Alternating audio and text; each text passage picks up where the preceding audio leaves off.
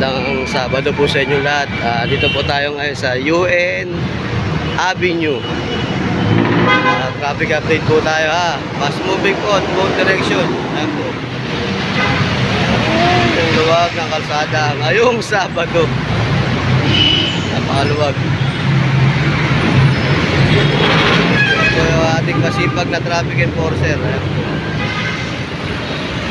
Naalala ko na dumadaan na na-event po kasi dyan sa may Araulio High School.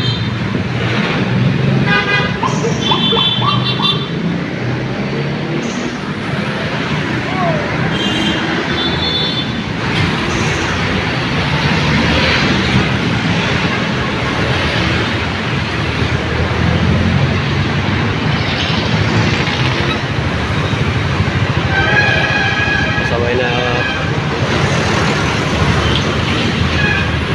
nakalagay naman po no U-turn and no left turn, pero ayan po sila.